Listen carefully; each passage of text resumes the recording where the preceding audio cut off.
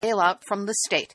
Citing multi-billion-dollar nuclear bailouts the company has already received for aging, unprofitable reactors in New York and Illinois.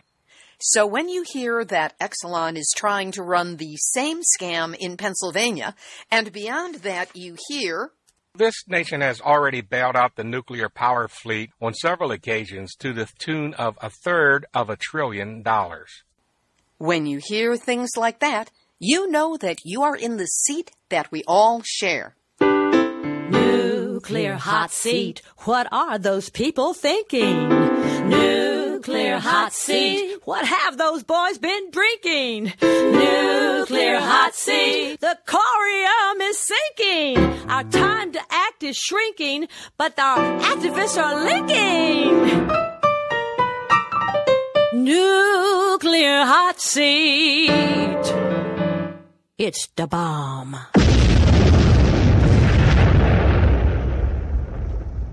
Welcome to Nuclear Hot Seat, the weekly international news magazine keeping you up to date on all things nuclear from a different perspective. My name is Libby Halevi. I'm the producer and host, as well as a survivor of the nuclear accident at 3 Mile Island from just 1 mile away. So I know what can happen when those nuclear so-called experts get it wrong. This week, we check in on Exelon's promise, or is it a threat, to shut down the 3 Mile Island nuclear reactor near Harrisburg, Pennsylvania, and to do so in 2019, unless it gets a state bailout to the tune of millions of dollars, just like it already did in New York and Illinois. We'll hear from Scott Portzline of 3 Mile Island Alert, who has a lot to say about what Exelon is trying. Then, on the lighter side of Nuclear Hot Seat, a compilation that was intended for the 6th anniversary show, except we ran out of time that week. So this week you will be subjected to a collection of outtakes, bits, and bobs that never made it into the show, and it's provided strictly for chuckles. Plus, numbnuts of the week for outstanding nuclear boneheadedness, the Doc and Cover report on the latest problems with our crumbling U.S. nuclear reactor fleet, plus news, attitude, and more honest information than Governor Chris Christie of New Jersey encountered while alone with his family on a public beach that he had closed down to the people of the state of New Jersey because the state lacks the funds, but not for the beached whale to be on the beach. Where was I going with that? Oh, yes, all that information and more will be coming up in just a few moments. Today is Tuesday, July 4, 2017, and here is the week's nuclear news from a different perspective. Starting out this week with parallel stories that are happening at virtually the same time in both the United States and Ukraine. The Chernobyl nuclear power plant, where a huge meltdown occurred in 1986, has had its radiation monitoring equipment knocked out by a mass cyber attack that has been sweeping Ukraine. The official site of the power plant and surrounding exclusion zone has been briefly shut down by the attack, which targeted the country's government, banks, companies, airports, and other infrastructure. Also hit by the attack, but to a lesser and non-nuclear degree, were France and Russia. And here in the U.S. comes word that U.S. authorities are investigating a cyber intrusion affecting multiple nuclear power generation sites this year. This according to E&E News. While there is no evidence yet that the nuclear energy industry's safety systems were compromised, any cybersecurity breach, targeted or not, at closely guarded U.S. nuclear reactors marks an escalation of hackers' probes into U.S. critical infrastructure. Further details of this breach of security are not available because the information may be classified. And just to throw in another example of hackers messing with nuclear, in another nuclear breach recently, a South Korean state-owned utility reported losing potentially sensitive data to hackers in 2014 and 2015. Well, I guess it isn't that recent if it took them 2 years to let us know about it. Fortunately, the attackers did not get into operational systems. And in a second shared story, a new wildfire has started west of the Hanford Reservation in southeast Washington state and sent smoke drifting towards Spokane as of this past Monday. The fire also forced evacuation of some workers at the Hanford nuclear site. The danger from a wildfire near a nuclear facility is that if there's any radioactive material that has come out of the site and been deposited on the soil or in the water or taken up into any of the material that is burning, it can be released in smoke and then carried for great distances. We saw this with a Los Alamos fire that took place in New Mexico back in 2011. No word as to radiation readings either in Richland next to Hanford or in Spokane. That parallels another situation in Ukraine, where firefighters are battling to contain a forest fire inside the irradiated exclusion zone around the Chernobyl nuclear facility. On Thursday, June 29, Ukraine's Ministry of Environment detected radiation levels 2.5 times above average after the wildfire approached the nuclear waste storage facility in the exclusion zone. This is not the first wildfire to break out near the site of the 1986 reactor explosion and fire. In 2015 alone, fires engulfed close to 1,000 acres of forests within the radioactive exclusion zone. You don't want to be breathing that smoke. More news from Hanford, and that's that a second tunnel storing highly radioactive waste is at serious risk of a cave-in. The Department of Energy made this announcement last Friday morning, following a review of the sturdiness of the two tunnels at the former plutonium-uranium extraction facility, or Purex site. The smaller of the two waste storage tunnels was discovered to be partially collapsed, a 20 by 20 foot hole, on May 9th, leading to the declaration of a site-wide emergency at the nuclear reservation. Over 3,000 workers took cover indoors for hours and were told not to eat or drink anything for fear of radioactive contamination. Officials have since claimed that there was no detected release of radiation, but the fact of the collapse was initially discovered by workers doing a routine check of radiation before doing maintenance work and discovering what was referred to as a shine of radiation from the tunnel site. No word yet as to whether this claimed shine is actually other than a radioactive incident or a semantic manipulation. The Department of Energy review showed that neither of the two tunnels at the Purex site meet current codes for structural integrity, and the second, longer tunnel also may not be able to bear the weight of the 8 feet of soil covering it. DOE warned that the tunnel has, quote, a high potential for localized collapse, and a second, quote, it is structurally deficient by almost every measure, and may also pose a risk to human health and the environment.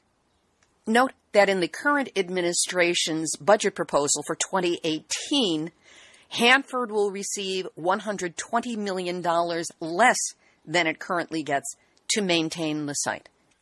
And speaking of the proposed budget, U.S. Senator Dianne Feinstein on Wednesday, June 28, said the president's budget request for the next fiscal year could lead to a 33% workforce reduction at Oak Ridge National Laboratory, losing 1,600 of the lab's roughly 4,800 employees.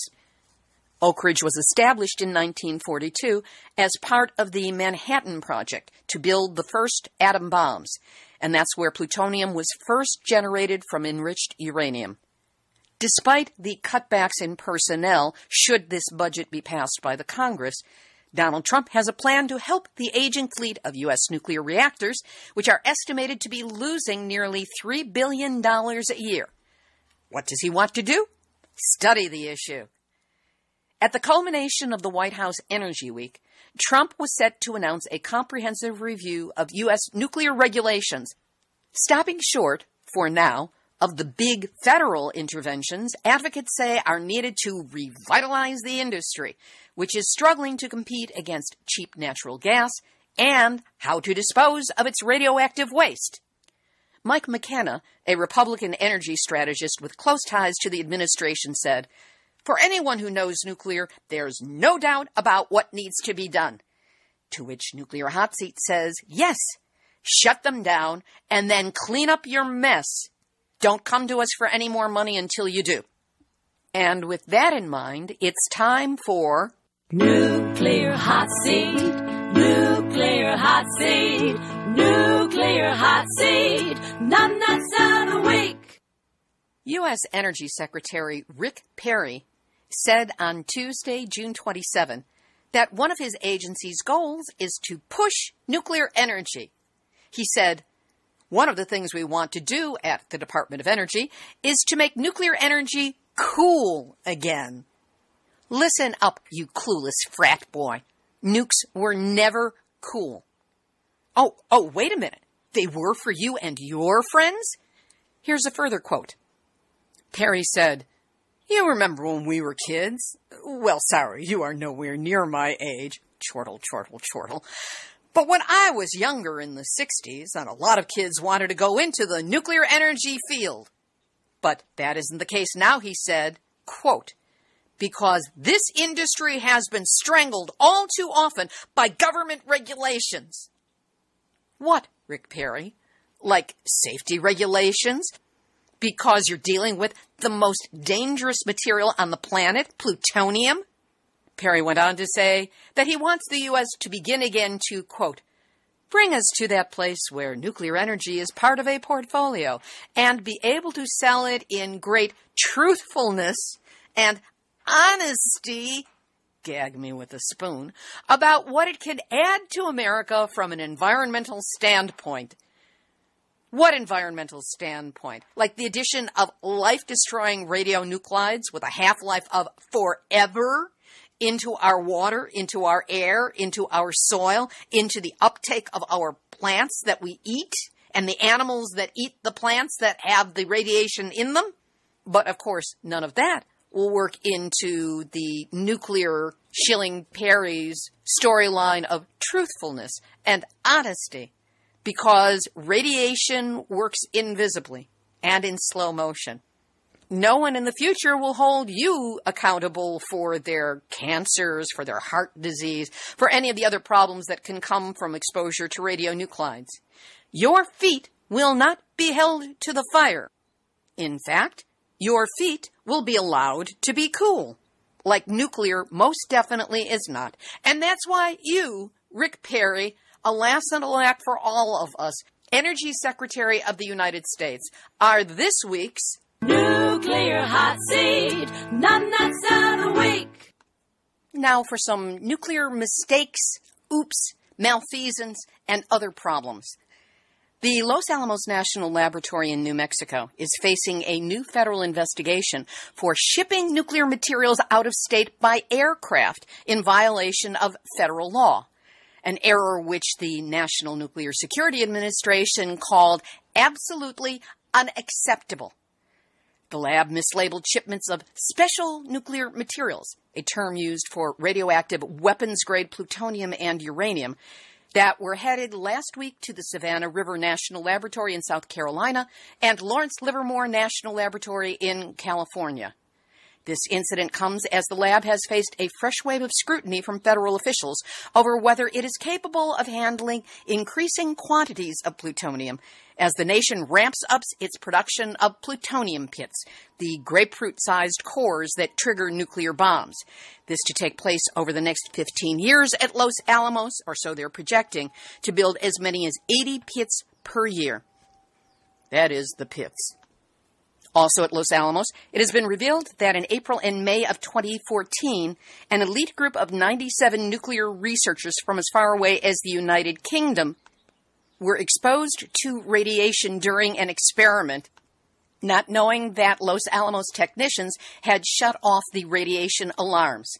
As a result, 31 of these scientists have been discovered to have inhaled uranium. We will have a link up to a long story by ProPublica on our website, nuclearhotseat.com, under this episode number 315. But wait, there's more. In San Francisco, The cleanup of radioactive contamination at the Hunters Point shipyard was marred by widespread fraud, faked soil samples, and a high-pressure culture where speed was valued over accuracy and safety. This, according to 4 former site workers who have turned whistleblower and include a radiation safety officer who reported directly to the Nuclear Regulatory Commission. The nonprofit Green Action for Health and Environmental Justice has filed a petition with the NRC to revoke the license of contractor Tetra Tech, which oversaw the cleanup of the Superfund site. Questions over the accuracy of the soil tests, remember that phrase, soil tests, emerged in October 2012 when the Navy discovered that some results were inconsistent with results from previous samples from the same areas. In at least 386 cases, the dirt from a radioactive site which was supposed to be tested turned out to have been collected from areas already given a clean bill for radioactive contamination. And who did this testing? Tetra Tech. Why is that important?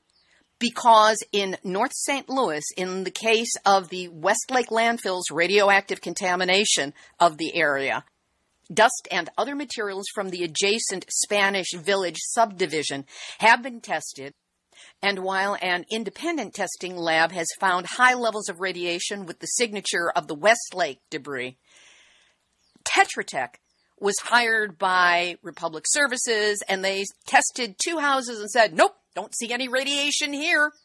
They have a history of lying. We'll keep following these cases. At the now-closed Vermont Yankee nuclear power plant, a senior radiation protection technician deliberately falsified safety records and failed to check workers for radiation exposure for 8 months last year, this according to the Nuclear Regulatory Commission. The NRC labeled this deception deliberate and willful. As for other nuclear reactors, duck and cover. That's this report. Operating reactors with problems last week included our old friend Indian Point in New York, which had a problem that was reportable as a loss of safety function, and 2 additional problems from Summer in South Carolina and Fermi in Michigan. In South Korea, the country's nuclear shares took a hit from the new government's anti-nuclear policy a day after President Moon Jae-in decided to suspend construction of 2 partially built nuclear reactors.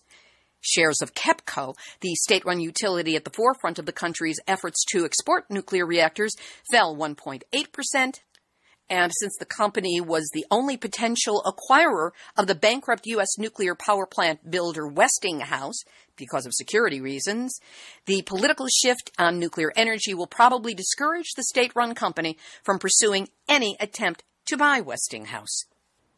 In Germany, 4 activists from an anti-nuclear energy group managed to temporarily prevent a boat carrying nuclear waste from carrying its cargo down the river Neckar in southern Germany. The activists from the group Robin Wood rappelled from a bridge over the river last Wednesday, holding a banner which read, "Prevent rather than postpone." Their target was the first ever shipment of nuclear waste to be transported along a German river. The boat was forced to come to a stop and was delayed for several hours. In Canada, the world's oldest operating nuclear reactor in Chalk River is set to be closed in 2018 after a 60-year run on a 40-year design. Reasons include serious age-related breakdowns, safety and security concerns, and political controversy. As all reactors do, it leaves behind a legacy of waste, 60 years' worth of highly radioactive nuclear waste. Government-owned, private sector-operated Canadian Nuclear Laboratories is proposing to build a $325 million facility to dispose of a large quantity of low and intermediate-level waste generated from the demolition of aging buildings and other radioactively contaminated material that has been generated at Chalk River over the last 65 years. But several former scientists who work there have come forward to say that CNL, Canadian Nuclear Laboratories, their proposal is seriously flawed and represents a threat to human health and the environment. We will have much more on the story of what's happening in Canada and with Chalk River on next week's Nuclear Hotseat, where we will feature an extended interview with Dr. Gordon Edwards of Canadian Coalition for Nuclear Responsibility. And building on the feature we did 2 weeks ago on the Marshall Islands, that was in Nuclear Hotseat number 313 from June 20th, 2017, there is an extended blog post entitled Witnesses of the Bomb, 7 Testimonies from the Era of Nuclear Testing in French Polynesia. It's quite eye-opening, too long to go into here, and we will link up on the website, nuclearhotseat.com, under this episode, number 315. Over to Japan, where I will start with this correction. On last week's show, I fell for an echo chamber story that Japan had announced plans to dump 920,000 tons of nuclear waste from the Fukushima nuclear facility into the Pacific Ocean. The truth is that while they have been considering such a plan for many years, and they have been debating it, the decision has not yet been made. They'll probably try to do it and get away with it, but not at this time, and I apologize for the confusion. 3 former executives of Tokyo Electric Power Company, TEPCO, have pleaded not guilty to charges stemming from the March 11, 2011 triple meltdown at the Fukushima Daiichi nuclear power plant. The men are accused of professional negligence, resulting in the deaths of 44 people, including hospital patients forced to stay at evacuation shelters for a long period. And that's just taking into account the immediate acknowledged deaths within Japan.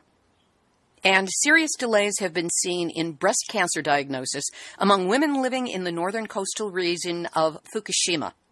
The number of breast cancer patients, including young women, has been rising, and the issue has attracted renewed attention after popular TV personality Mao Kobayashi recently died of breast cancer at the age of 34.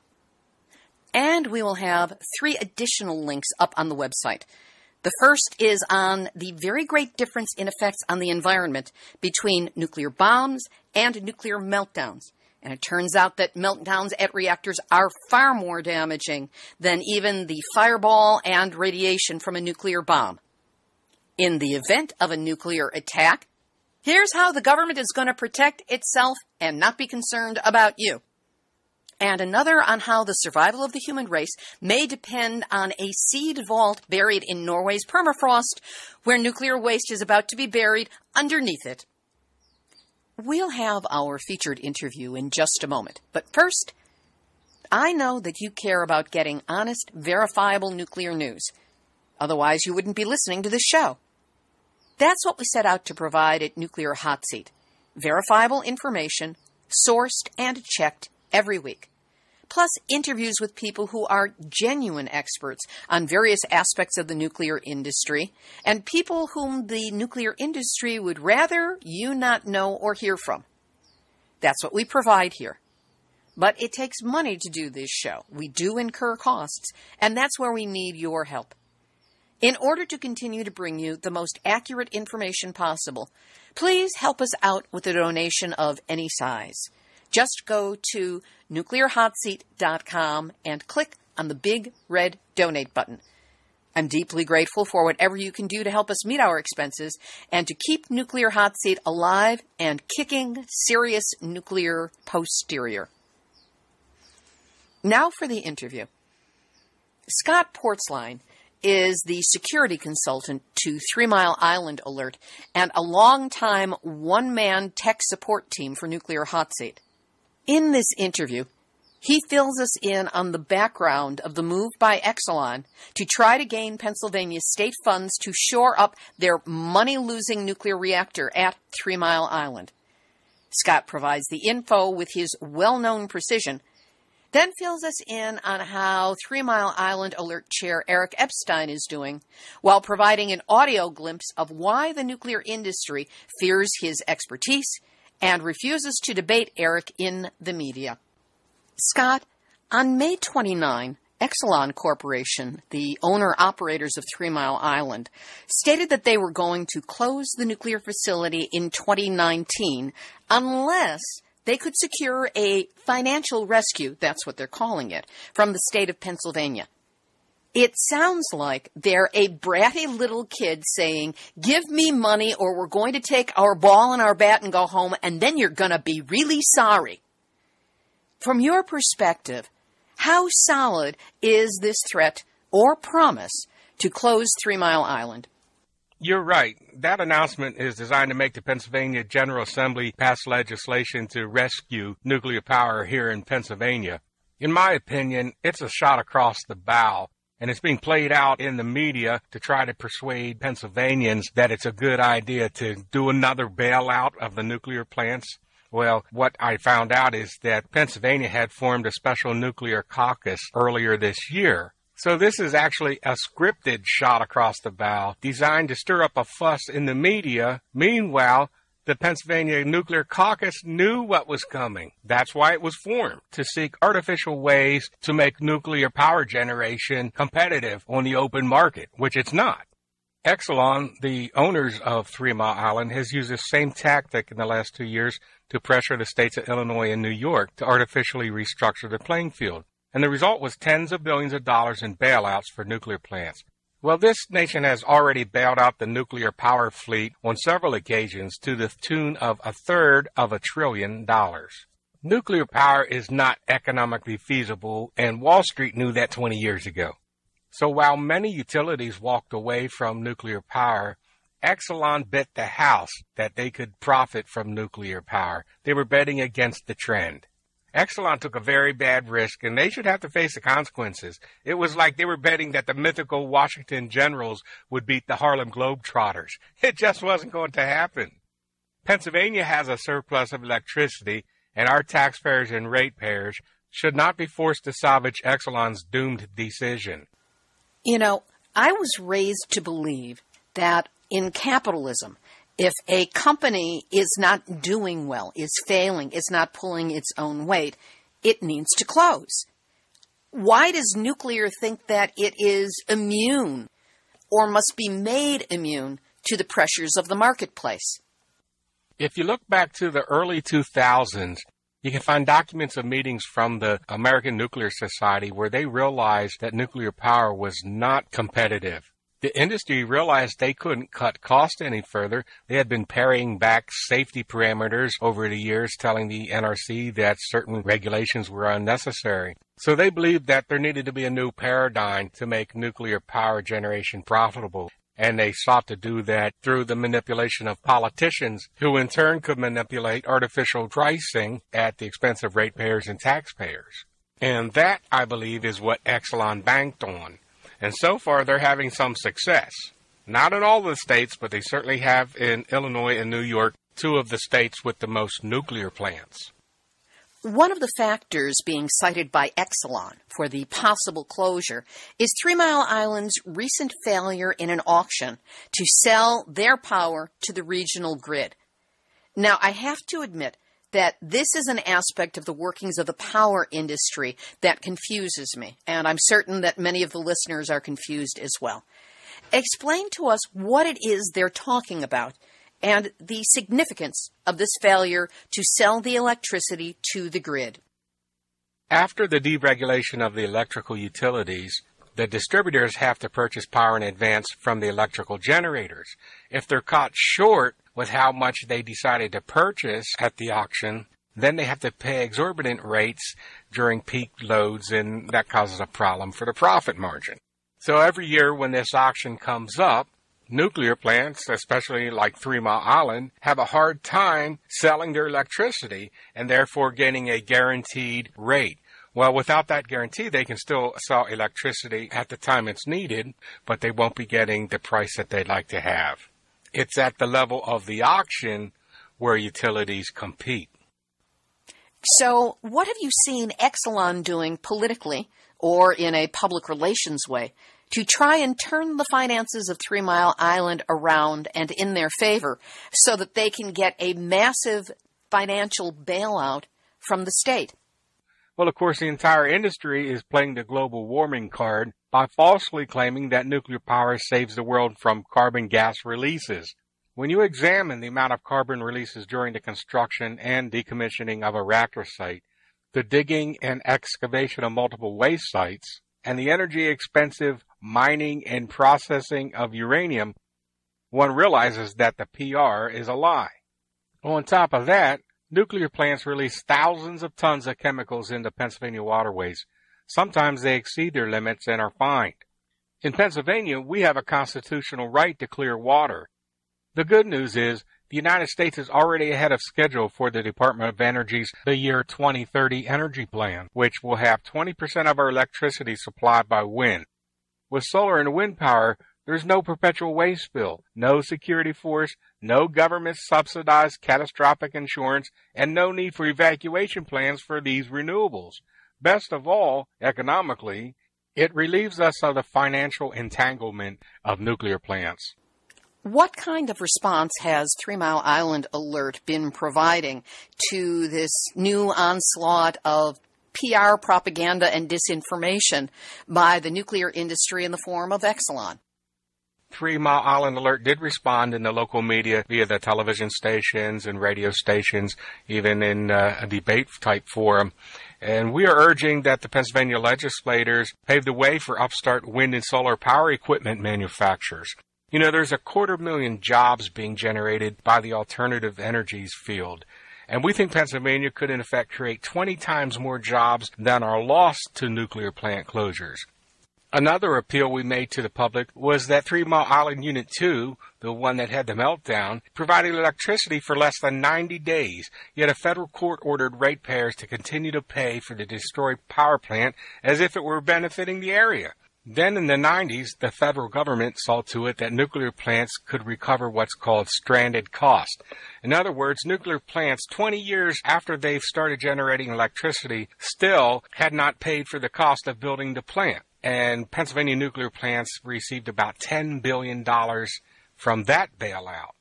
Nuclear plants had a handout decades ago when the federal government realized that there was no way that a utility could afford to pay insurance premiums that would truly reflect the damages possible from a reactor accident. More recently, the federal government is having to pay utilities to store the nuclear waste at their facilities, which is yet another handout coming from the taxpayers.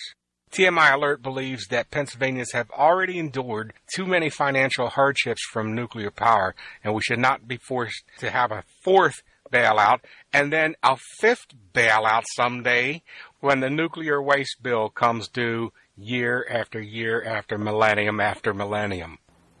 I'm certain that in all of this, Eric Epstein, the esteemed chair and longtime head of 3 Mile Island Alert, has had quite a bit to say about what Exelon is attempting in Pennsylvania. Yes, he has. In fact, Eric was recently released from a lengthy stay in the hospital, so he's rehabbed from that, and we're glad to have him back in the ranks. And hopefully he'll be able to help us fight this bailout of nuclear power plants in Pennsylvania.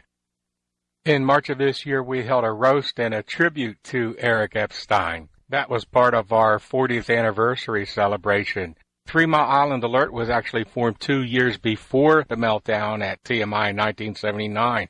And the group accurately predicted there was going to be an accident and that Unit 2 was dangerously faulty. Now, how did we know? Because the workers themselves were telling us how poorly constructed things were, the inconsistencies and the rush jobs that were happening to get it online in time for a tax break. So I created a 6-minute video of Eric's debating prowess, which is quite formidable if you've ever seen him in action. In fact, I've had several nuclear engineers say they do not want to be across the table from Eric during a news interview or a debate. On many occasions, pro-nuclear advocates in Pennsylvania and utility officials have actually refused to be on the program with Eric. Not because he is some sort of detriment to the show or the topic, but because Eric is so good at presenting facts and details in an orderly way that these poor fellows reveal that they don't know the whole story and wind up looking foolish. So what you're about to hear is my favorite interview with Eric. This occurred about 13 years ago, but it's classic Eric Epstein. Across the table from him is Ted Quinn, at that time the president of the American Nuclear Society. And there are also 3 hosts involved in the discussion. The video starts out with a few shots from the March 28, 1979 meltdown at 3 Mile Island.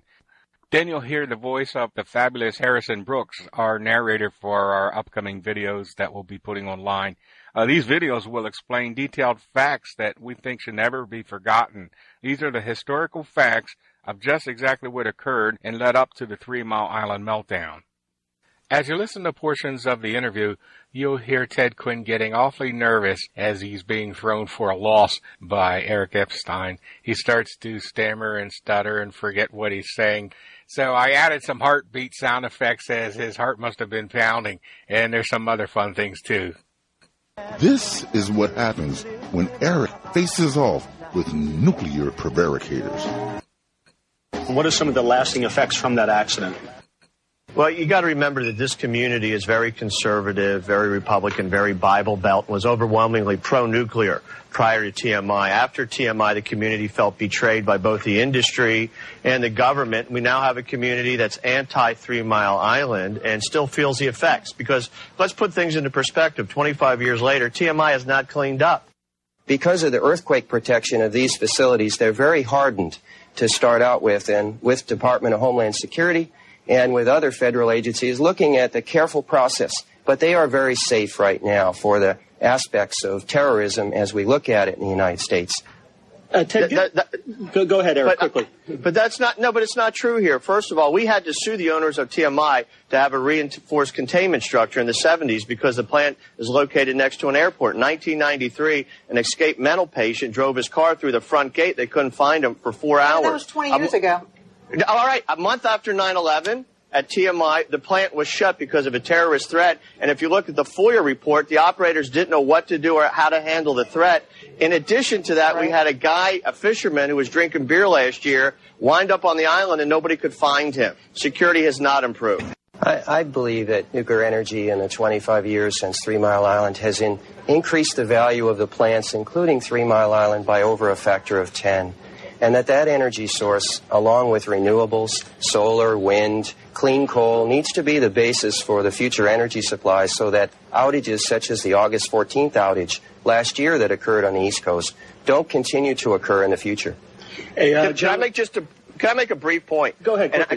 Because I just want to share something with you. TMI is worth $600 million on Wall Street. You know, our county valued it at $69 million.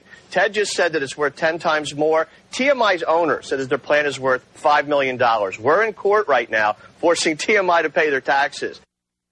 Well, it's very safe, and I'd just like to make sure that the people recognize that for 25 years, the other unit at 3 Mile Island has provided stable, reliable electricity for the city the size of Philadelphia for over 25 years and is performing reliable, and no one was hurt at 3 Mile Island. Right. In fact, there was no cancer as shown by the National Cancer Institute. No, that's not true. Eric, go ahead. No, I mean, that's a fantasy. This man is propagating a myth. For example, TMI 1 was shut down for 6.5 years. It's been operating for 19 years, not 25 years. This man needs to get his facts straight. Number two, every credible health study, beginning with the Columbia Health Study, the University of North Carolina study, and the Pittsburgh study, have found increased cancer. Now, what we have here, the issue is not if TMI caused cancer, but how much cancer. And we have found increased cancer. We have found cancer clusters in the direction where the fallout was. And, you know, I get irritated when people living in another area code tell me how safe it is to have a nuclear power plant in my backyard. Well, I think it's important to recognize that the National Cancer Institute did provide the report in 1990 that resulted in that recognized no increase in cancer. And in 1995, the report in... But wait, there's more. In Harrisburg, by the courts, announced that I mean, it's unconscionable that we are generating 30 metric tons of lethal waste a year that has nowhere to go. I mean, would you buy a house where the toilet fed into the front yard and the contractor said, I'll come back in 30 years? The court case on increasing cancer in the local area was not recognized, was thrown out. And it's important for the people to recognize that that's not true for the local citizens in the area. Well, I don't know who this guy is, but, I mean, I represent the local citizens. This guy has to get his facts straight. First of all, 10 years after an accident, 1990, is not enough time to investigate radiogenic cancers. I disagree with Oh, I wanted to say I disagree with Eric on the first case, which is the issue of demonstrated effects. I don't agree with the cancer results, and I think they've proven themselves both in court and in scientific evidence. I don't know who this guy is. I don't know him from a used can of spray paint. But wait a minute. I live here, I work here, and tomorrow, after the 25th anniversary, we'll still be here. And that's what it sounds like when a genuine nuclear expert takes down an industry propagandist. Well done, Eric Epstein, the chair of 3 Mile Island Alert, in full power taking on the nuclear industry. Boy, that was a good one. Glad to know you're on the mend. And my thanks to Scott Portzline for his information and also for sharing these clips. Okay, on to something a little bit lighter. Every week on Nuclear Hotseat, I provide at least one interview and often more than one. Each of these is recorded in advance and then edited. So when I say edited, what are you missing out on? That's what you're about to hear. I prepared this compilation for the 6th anniversary show, Nuclear Hotseat 312, which posted on June 13, 2017. But I ran out of time on that show. So here's a glimpse of what you usually don't get to glimpse behind the scenes. First, I edit out the toing and froing it takes for us to settle in with each other and to check our sound levels. I also take out technical glitches and any time that Skype is being really obnoxiously Skype-ish. If there's an overly long pause between questions and answers, say somebody has to look something up or they're just taking a while to put their thoughts together, I edit out that extraneous stuff because there's no need for you to do a stage wait during it. Then we come to the little extraneous noises and verbal tics that people have that don't really add anything substantive to the interview and quite frankly can get in the way. For example,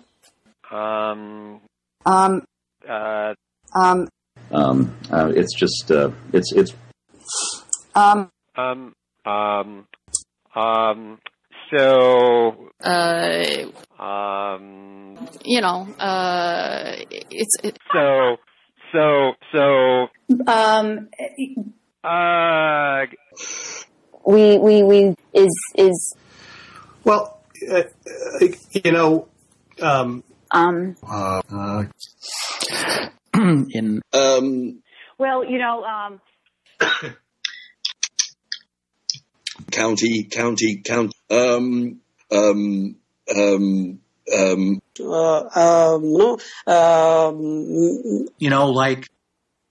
Remember that these are all extremely articulate, intelligent, knowledgeable people who just occasionally on mic have an off moment.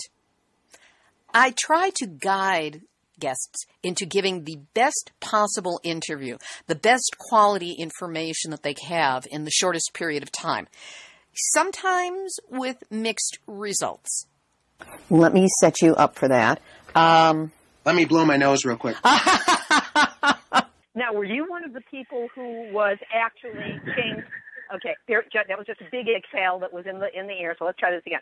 So what happened was... Alice, let me just interject there. Be careful. You're emphatic, but you're hitting your desk, and that's creating noise. So just you could refrain from that. You were getting so emphatic there. I loved it, but a little less of that, okay? Okay, so... There's this really interesting trade-off between excuse me, I'll start over again. I shouldn't be drinking Diet Coke, you know? Too much gas. That complicate testing... And I just had a brain fart. We're going to have to do over. Hang on. Okay, go ahead. My jaw just dropped. Yes. Okay, where do we go from that one? Site as the sole repository for U.S. high-level nuclear waste from commercial reactors. I'm so sorry. I just had something fall in my kitchen. More recently, our efforts have been looking at water as a carrier of power, as a, maybe you don't know. I am always here to be educated, Ian. That's why I ask you a question and then I stand back. Yeah. The ID you type in is DOE_, FRDOC_0001-3020.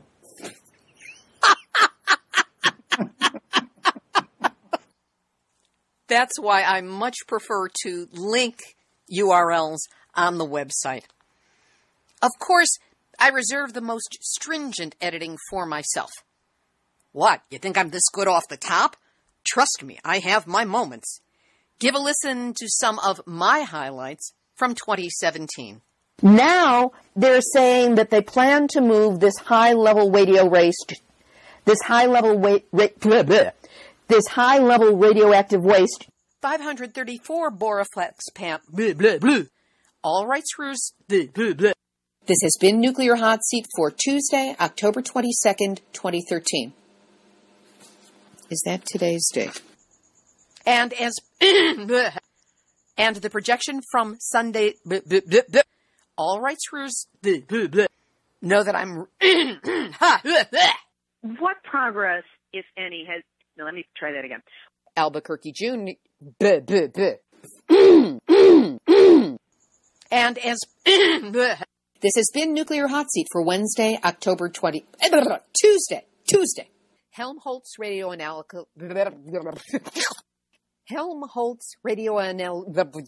Where it continues to be brought down to Earth and into our lives by the jets. When the Fukushima diet... The United Nations Non-Proliferation... This week, we continue our education on what's wrong with the Nuclear Regulatory Commission's consideration of the radiation-denying hormesis. As of last Friday, August, what the f was it? National co-optation by nuclear You've sold your soul and your future in order to be able to keep going back to your nuclear source. We'll have epidemiology that ultrasonic testing has shown there are 1,000 holes or cavities of half a centimeter in diameter. We will have our featured interviews in just a moment, but first, the nuclear website Hot Seat, nuclearhotseat.com, under this episode number 242. I think. I start losing track after a while. Today is Thursday. No, it's not. Oh, no. I hate this story. And then, of course, there are our four-legged furry friends always wanting to get their comments onto the show and make their voices heard. They see the reality. They see these folks who are sick. They see the survivors of the patients that didn't make it to go to these meetings. Or, Munchkin? There's a dog barking. Let me close the door. It's not even my dog. Hey, knock it off. Knock it off. You throw some kibble out. I throw it over the fence. It eats it, and it shuts up.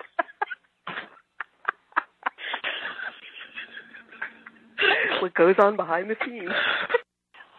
Walking through X-ray machines at airports. Boy, I'm very sorry. Stop it, bro. He's just an instigator. He's a crabby old man. Not unlike the way I feel some days. Or me. So the problem is sort of the 3 Mile Island problem. I believe you have some familiarity with 3 Mile Island. Yeah, take it back to 3 Mile Island. You were being contradicted in the background. Somebody couldn't wait to get their comments in. Hang on one second. Sure. Let's stop. Activist shout-outs. And that's Munchkin. Instant karma. NGG Press reports, shut up, Munchkin. All of this coming up in just a few moments. Except after we record this because my dog just drank some water. Oh, come on, Munchie, do you have to eat your kibble now? I want to find out what you think would make the show better, more relevant, more consistent. Munchkin, no! The opinion of dogs has not been requested. How would a person proceed if they wanted to participate with you?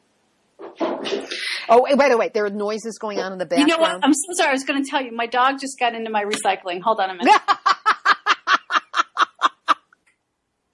And sometimes, when a guest hits me with a particularly stunning piece of information, my response is, I can't think of a thing to add. I still can't. So that's the way we'll end this segment for this year. Activist shout out. Sending love and light to 2 members of our extended Nuclear Hot Seat family, both of whom are dealing with very serious issues. Erica Gray, who provides the Nuclear Regulatory weekly reports on nuclear reactor malfunctions, has suffered a tragic death within her family. Whatever you can do to send support her way, be it in the form of meditation or prayer, Facebook messages, or notes care of the Sierra Club of Virginia, please do so.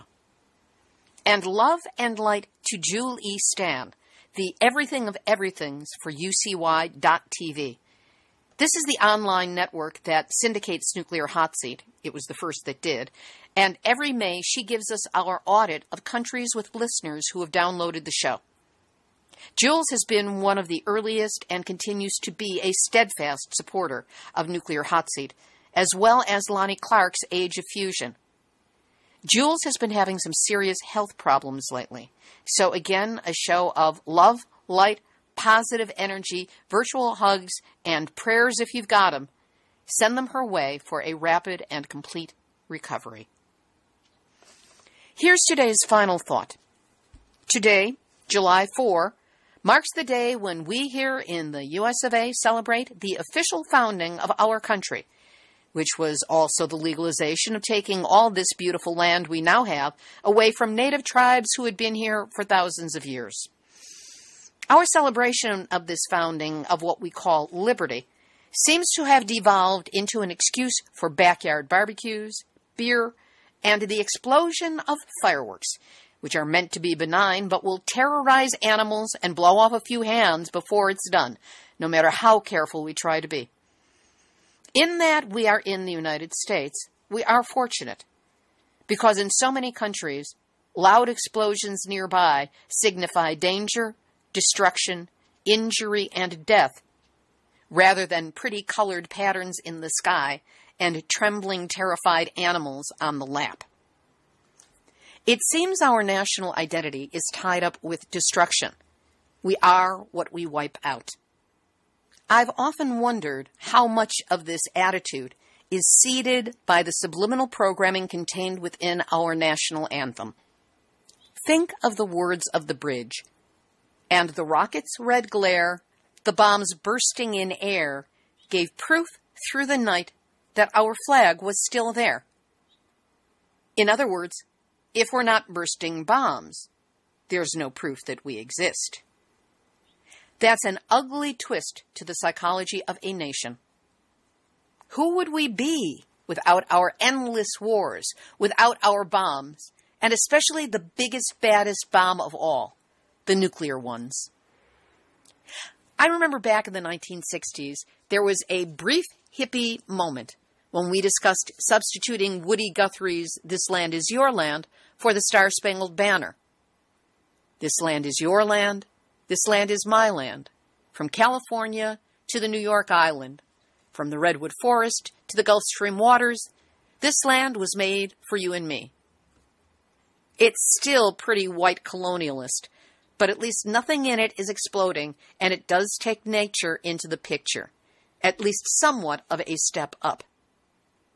Of course, as a chosen and instituted national anthem, it's a nice thought, but that thought ain't going anywhere. Still, I wonder, what would it take to transform that into a planetary song?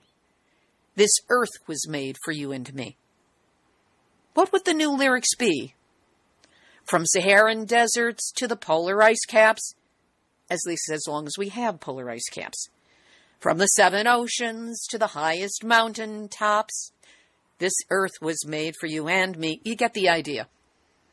What if this became the theme song of the United Nations? What if it was translated into all the languages of the planet and sung simultaneously around the world to be live streamed and then warehoused on YouTube? What if the countries of the world started laying down one shared song of peace and responsibility for life and appreciation for what we have and a desire to sustain it, rather than a series of separating nationalistic claims? Would life be better? Would we still have the bomb? Would there still be war? Could a song change all that? One never knows the ultimate impact of any action, no matter how large or small. In physics, a quantum leap is not what most people think, which is an enormous change. A quantum leap in physics is the smallest possible change that can extrapolate out to an enormous change. That's a big difference between the two. It's like when you see a baby learning how to walk. When they take their first big step, they fall over. They can't maintain it. Only when they learn to take a small step that succeeds, and then another one after that, and after that, do they master the skill of walking and, yes, build up to taking really big steps. We need all the quantum shifts that we can imagine and put out there. The small steps, the small things that just might grow into something more larger and meaningful. Now, this is probably just a naive little thought that could turn into something or not. I'll probably never find out. Meanwhile, excuse me while I give my dog another dose of rescue remedy and hold her on my lap.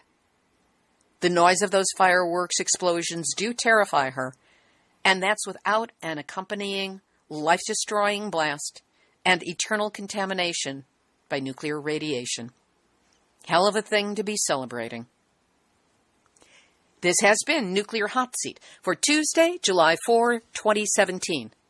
Material for this week's program has been researched and compiled from RT.com, nuclear-news.net, tri-citiesherald.com, spokesman.com, bloomberg.com, oakridgetoday.com, washingtonexaminer.com, sfgate.com, Santa Fe New Mexican.com, scientificamerican.com, WTOP.com, NBCnews.com, LAtimes.com, TASS.com, journals.plos.org, thelocal.de, theglobeandmail.com, ottawacitizen.com, litbyimagination.wordpress.jp, snopes.com, npr.org, businessfacilities.com, the Nuclear Regulatory Commission, and a shout-out to Nuclear Hot Seat listeners and followers wherever you may be in any of those 122 countries.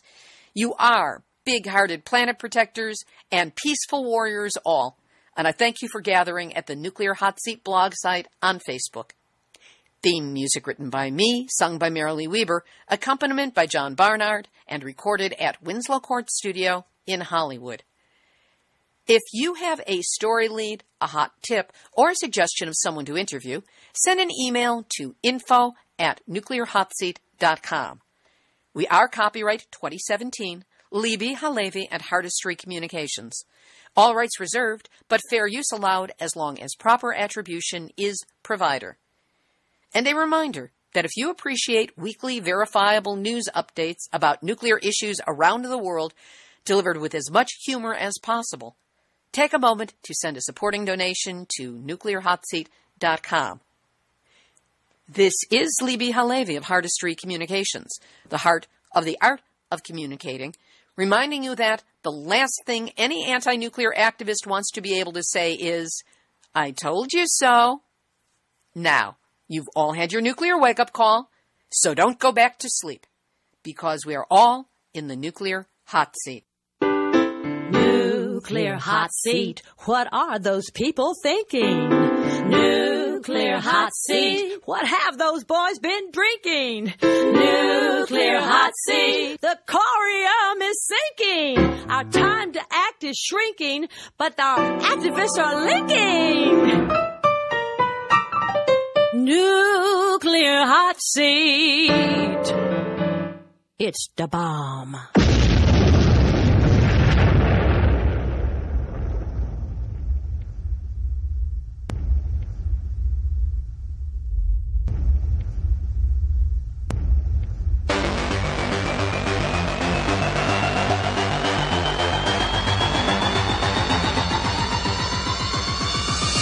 to Anti-Media Radio. Your host, Nick Burnaby, here on UCY.tv.